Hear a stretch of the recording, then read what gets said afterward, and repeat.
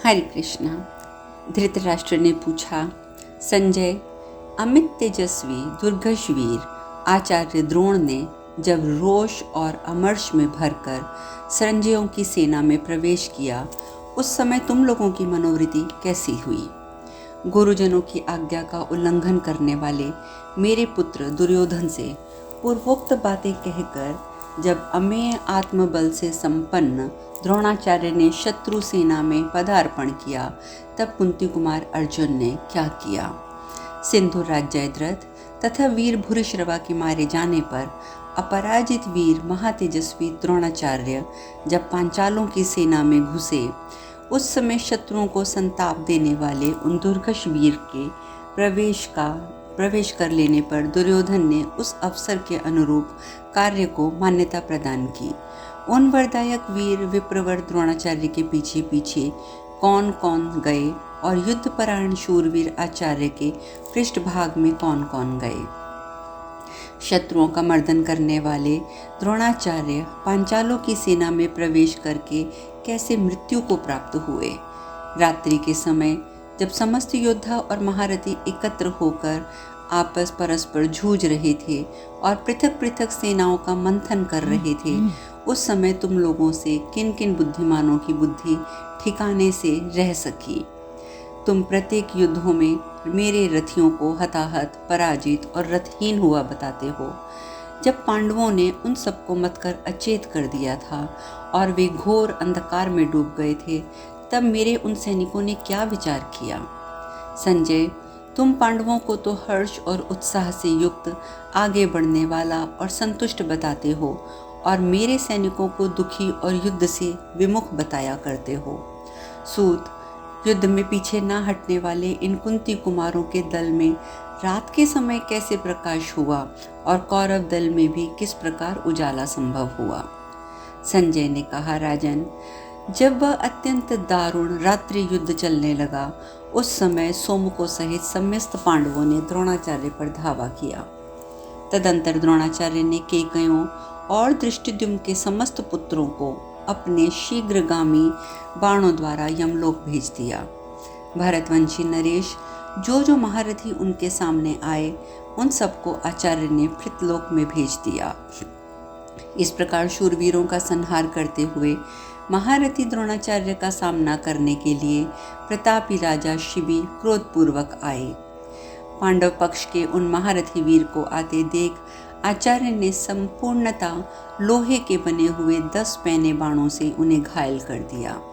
तब शिखी ने 30 तीखे सायकों के से बेध कर इस बात का बदला चुकाया और मुस्कुराते हुए उन्हें एक भल्ल से उनके सारथी को मार गिराया।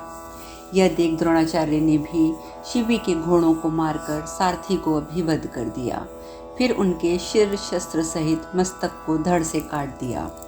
तत्पश्चात दुर्योधन ने द्रोणाचार्य को शीघ्र ही दूसरा सारथी दे दिया।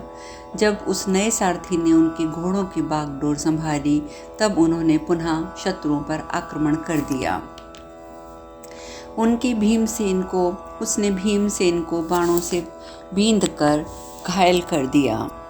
उसी समय कलिंग कुमार वहां आ पहुंचा और उसने भीमसेन के सारथी विशोक को उस 3 बाण मारे और एक बाण से उनकी ध्वजा में छेद कर डाला। क्रोध में भरे हुए कलिंग देश के उस शूरवीर को कुपित हुए भीमसेन ने अपने रथ से उसके रथ पर कूदकर मुक्कों से मारा। युद्ध स्थल में बलवान पांडुपुत्र के मुक्के की मार खा के कलिंगराज की सारी हड्डियां सहसा चूर चूर हो गईं, पृथक पृथक होकर पृथ्वी पर गिर गईं। परम तब कर्ण और उसके भाई भीमसेन के इस पराक्रम को सह न सके। उन्होंने विषधर सर्पों के समान विषैले नाराजों से भीमसेन को गहरी चोट पहुंचाई। तदंतर भीमसेन ने उस रथ को त्याग कर दूसरे शत्रु ध्रुव के रथ पर जा चढ़े। ध्रुव लगातार बाणों की वर्षा कर रहा था, परंतु भीमसेन ने उसे भी मुक्कों से मार गिराया। बलवान पांडुपुत्र के मुक्के की चोट लगते ही वह धाराशायी हो गया। महाराज, ध्रुव को मारकर महाबली भीमसेन जयरात के रथ पर जा पहुंचे और बारंबार सिंहनाद करने लगे। गर्जना करते हुए उन्होंने बाएं हाथ से जयरात को झटका देकर उसे थप्पड़ से मार डाला। फिर वे कर्ण के सामने जाकर खड़े हो गए। तब कर्ण ने पांडुनंदन भीम पर सोने की बनी हुई शक्ति का प्रहार किया, परंतु पांडुनंदन भीम ने हंसते हुए उसे अपने हाथ से पकड़ लिया। दुर्घर्षवीर वृकोधर ने उस युद्ध स्थल में कर्ण पर ही वह शक्ति चला दी, परंतु शकुनी ने कर्ण पर आती हुई शक्ति को तेल पीने वाले बाण से काट डाला। अद्भुत पराक्रमी भीमसेन रणभूमि में ये महान पराक्रम करके पुनः अपने रथ पर जा बैठा और आपकी सेना को खदेड़ने लगा। प्रजानाथ क्रोध में भरे हुए यमराज के समान महाबाहु भीमसेन को शत्रुवध की इच्छा से सामने आते देख आपके महारथी पुत्रों ने बाणों की भारी वर्षा करके उन्हें आच्छादित करके उन्हें रोका। तब युद्ध स्थल में हंसते हुए वे भीमसेन के दुर्मत के सारथी और घोड़ों को अपने बाणों से मारकर उन्होंने यमलोक पहुंचा दिया। तब दुर्मत दुष्कर्ण के रथ पर जा बैठा। फिर शत्रुओं को संताप देने वाले उन भाइयों ने एक ही रथ पर आरूढ़ होकर युद्ध के मुहाने पर भीमसेन पर धावा किया। तत्पश्चात आपके पुत्र दुर्मद और दुष्कर्ण एक ही रथ पर बैठकर भीमसेन को बाणों से घायल करने लगे। तदंतर कर्ण, अश्वत्थामा, दुर्योधन, कृपाचार्य, सोमदत्त और वाहिक के देखते देखते शत्रु दमन पांडुपुत्र भीम ने वीर दुर्मद और दुष्कर्ण के उस रथ को लात मार के धरती में धंसा दिया। फिर अपने आपके बलवान एवं शूरवीर पुत्र दुर्मद और दुष्कर्ण को क्रोध में भरे हुए भीमसेन ने मुक्के से मारकर मसल डाला और जोर जोर से गर्जना करने लगे। यह देखकर कौरव सेना में हाहाकार मच गया। भीमसेन को देखकर राजा लोग कहने लगे, ये साक्षात भगवान रुद्र ही भीमसेन का रूप धारण करके धृतराष्ट्र के पुत्रों के साथ युद्ध कर रहे हैं। भरत ऐसा कहकर राजा अचेत होकर अपने वाहनों को हाँकते हुए रणभूमि से पलायन करने लगे। उस समय दो व्यक्ति एक साथ नहीं भागते थे। तदंतर रात्रि के प्रथम पहर में जब कौरव सेना अत्यंत भयभीत होकर भागने लगी, तब श्रेष्ठ राजाओं ने विकसित कमल के समान सुंदर नेत्रों वाले महाबली भीमसेन की भूरी भूरी प्रशंसा की और बलवान भीमसेन ने राजा युधिष्ठिर को समादर किया। तत्पश्चात जैसे अंधकासुर के मारे जाने पर देवताओं ने भगवान शंकर का स्तवन और पूजन किया था, उसी प्रकार नकुल, सहदेव, द्रुपद, विराट, केकय राजकुमार और युधिष्ठिर ने भी भीमसेन की विजय से बड़े प्रसन्न होकर वृकोदर की प्रशंसा की। उसके बाद वरुण पुत्र के समान पराक्रमी आपके सभी पुत्र रोष में भरकर युद्ध की इच्छा से रथ, पैदल, हाथियों की सेना को साथ लेकर महात्मा गुरु द्रोणाचार्य के साथ आए और वेग पूर्वक भीमसेन को सब ओर से घेर कर खड़े हो गए। यह देखकर नकुल, सहदेव, सैनिकों सहित द्रुपद पुत्र युधिष्ठिर, द्रुपद, विराट, सात्विकी, घटोत्कच, जय, विजय, द्रुम, वृक और संजय योद्धाओं ने आपके पुत्रों को आगे बढ़ने से रोका। नृपश्रेष्ठ फिर तो घने अंधकार से आवृत महाभयंकर प्रदोष काल में उन महामनस्वी वीरों का अत्यंत दारुण, भयानक और भेड़ियों, गीदों और कौवों को आनंदित करने वाला अद्भुत युद्ध होने लगा। इस प्रकार श्री महाभारत द्रोण पर्व के अंतर्गत घटोत्कच वध पर्व में रात्रि युद्ध के प्रसंग में भीमसेन का पराक्रम विषयक 155वां अध्याय पूर्ण हुआ। संजय जी कहते हैं, राजन, आमरण उपवास का व्रत लेकर बैठे हुए अपने पुत्र भूरिश्रवा के सात्विकी के द्वारा मारे जाने पर उस समय सोमदत्त को बड़ा क्रोध हुआ। उन्होंने सात्विकी से इस प्रकार कहा, सात्वत, पूर्व काल में महात्माओं और देवताओं ने जिस क्षत्रिय धर्म का साक्षात्कार किया था, उसे छोड़कर तुम लुटेरों के धर्म में कैसे प्रवृत्त हो गए। वृष्णिवंशियों के दो ही महारथी युद्ध के लिए विख्यात हैं, एक तो महाबाहु प्रद्युम्न और दूसरे तुम। अर्जुन ने जिसकी बाह काट डाली थी तथा जो आमरण अनशन का निश्चय लेकर बैठा था, उस मेरे पुत्र पर तुमने वैसा पत्नाकारक क्रूर प्रहार क्यों किया। वृष्णिकुल कलंक सात्वत, मैं अपने दोनों पुत्रों की तथा यज्ञ और पुण्य कर्मों की शपथ खाकर कहता हूँ कि आज रात्रि बीतने से पहले ही कुंती पुत्र अर्जुन से आरक्षित रहने पर अपने को वीर मानने वाले तुम्हें पुत्रों और भाइयों सहित ना मार डालूं तो घोर नरक में पड़ूं। ऐसा कहकर महाबली ने अत्यंत कुपित होकर उच्च स्वर में शंख बजाया और सिंहनाद किया। तब कमल के समान नेत्र और सिंह के सदृश दांत वाले दुर्घष वीर सात्यकी भी अत्यंत कुपित होकर सोमदत्त से इस प्रकार बोले, कौरवे, तुम्हारे और किसी दूसरे के साथ युद्ध करते समय मेरे हृदय में किसी भी तरह का कोई भय नहीं होगा। कौरव, यदि सारी सेना से सुरक्षित होकर तुम मेरे साथ युद्ध करोगे तो भी तुम्हारे कारण मुझे कोई व्यथा नहीं होगी। मैं सदा क्षत्रियोचित आचार्य में स्थित रहता हूँ। युद्ध ही जिसका सार है और दुष्ट पुरुष ही जिसे आदर देते हैं, ऐसे कटु वाक्य से तुम मुझे डरा नहीं सकते। नरेश्वर, यदि मेरे साथ युद्ध करने की तुम्हारी इच्छा है तो निर्दयता पूर्वक मैंने पैने बाणों द्वारा मुझ पर तुम प्रहार कर दो, मैं भी तुम पर प्रहार करूंगा। महाराज, तुम्हारा वीर पुत्र महारथी भूरिश्रवा मारा गया। भाई के दुख से दुखी होकर शल की भी वीरगति को प्राप्त हुआ है।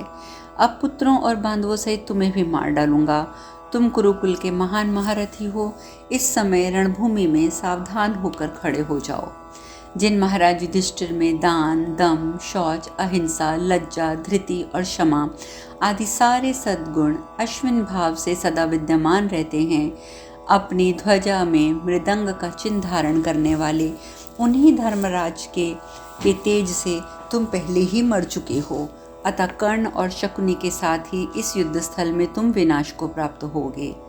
मैं श्री कृष्ण के चरणों तथा अपने इष्ट पूर्त कर्मों की शपथ खाकर कहता हूँ, यदि मैं युद्ध में क्रुद्ध होकर तुम जैसे पापी को पुत्रों सहित ना मार डालूं तो मुझे उत्तम गति ना मिले।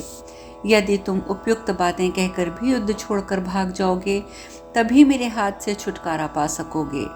परस्पर ऐसा कहकर क्रोध से आंखें लाल किए उन दोनों वीरों ने एक दूसरे पर बाणों की वर्षा आरंभ कर दी।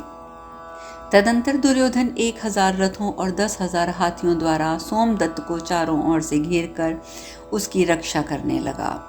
समस्त शस्त्रधारियों में श्रेष्ठ और व्रज के समान सुदृढ़ शरीर वाला आपका नवयुवक साला महाबाहु शकुनी भी अत्यंत कुपित होकर इंद्र के समान पराक्रमी भाइयों तथा पुत्रों पौत्रों से घिर कर वहां आ पहुंचा। बुद्धिमान शकुनी ने 1 लाख से अधिक घुड़सवार धनुर्धर सोमदत्त की रक्षा की और सब ओर से रक्षा करने लगे।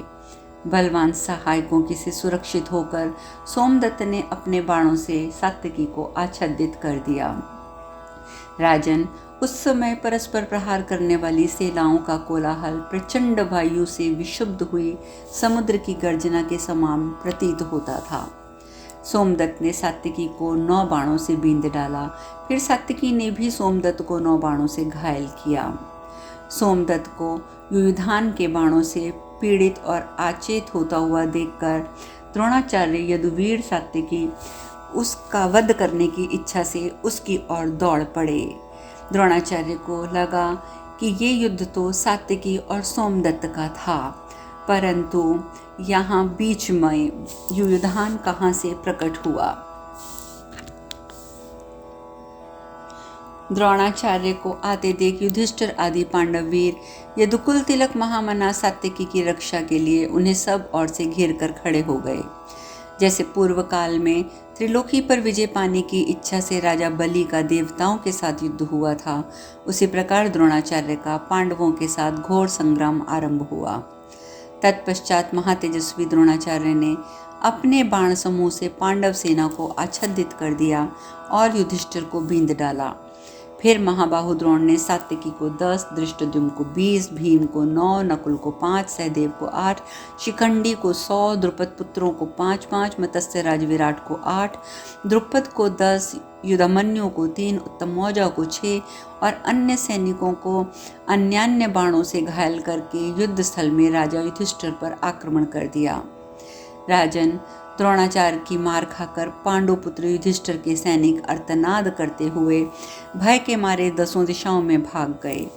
द्रोणाचार्य के द्वारा पांडव सेना का संहार होते देख कुंती कुमार अर्जुन के हृदय में कुछ क्रोध हो आया, परंतु वे आचार्य का सामना करने के लिए चल पड़े।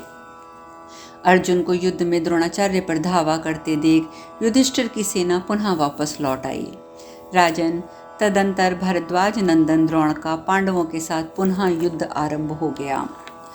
प्रज्वलित अग्नि के समान कांतिमान और निरंतर बाण रूपी किरणों से युक्त सूर्य के समान द्रोणाचार्य को धनुष को मंडलाकार करके तपते हुए प्रभाकर के समान शत्रुओं को दग्ध करते देख पांडव सेना में कोई वीर उन्हें रोक न सका। जो जो योद्धा पुरुष द्रोणाचार्य के सामने आता उसी का सिर काटकर द्रोणाचार्य के बाण धरती में समा जाते। इस प्रकार महात्मा द्रोणाचार्य के द्वारा मारी जाती हुई पांडव सेना पुनः भयभीत होकर सव्यसाची अर्जुन के देखते देखते भागने लगी। भरत नंदन रात में द्रोणाचार्य के द्वारा अपनी सेना को भगाई हुई देखकर अर्जुन ने श्री कृष्ण से कहा, आप द्रोणाचार्य के रथ के समीप चलिए। तब दहाड़ कुल नंदन श्री कृष्ण ने श्वेत कांति वाले घोड़ों को द्रोणाचार्य की रथ की ओर हाँका। अर्जुन को द्रोणाचार्य के सामने करने के लिए जाते देख भीमसेन ने भी अपने सारथी से कहा, तुम द्रोणाचार्य की सेना में की ओर मुझे ले चलो। भरत श्रेष्ठ उनके सारथी विशोक ने उनकी बात सुनकर सत्य प्रतीक अर्जुन के पीछे अपने घोड़ों को बढ़ाया। महाराज, उन दोनों भाइयों को द्रोणाचार्य की सेना की ओर युद्ध के लिए उद्यत होते जाते देख पांचाल, संजय, मत्स्य, चेदी, कारुष, कौशल और केकय महारथियों ने भी उन्हीं का अनुसरण किया। फिर तो वहां रोंगटे खड़े कर देने वाला घोर संग्राम आरंभ हुआ। भीमसेन और अर्जुन को द्रोणाचार्य पर धावा करते देख धृष्टद्युम्न और महाबली सात्यकी भी वहीं जा पहुंचे। महाराज, उस समय परस्पर आघात प्रतिघात करते हुए सैन्य समूहों का कोलाहल प्रचंड वायु से विक्षुब्ध हुए समुद्र की गर्जना के समान प्रतीत होता था। नरेश्वर द्रोणपुत्र अश्वत्थामा सोमदत्त कुमार भूरिश्रवा के वध से अत्यंत कुपित हो उठा था। उसने युद्ध स्थल में सात्यकी को देखकर उसके वध का निश्चय करके उस पर आक्रमण कर दिया। अश्वत्थामा को शिनी पौत्र के रथ की ओर जाते देख अत्यंत कुपित हुए भीमसेन के पुत्र घटोत्कच ने अपने उस शत्रु को रोका। घटोत्कच उस विशाल रथ पर बैठा था। अब शेष कथा कल। हरे कृष्णा।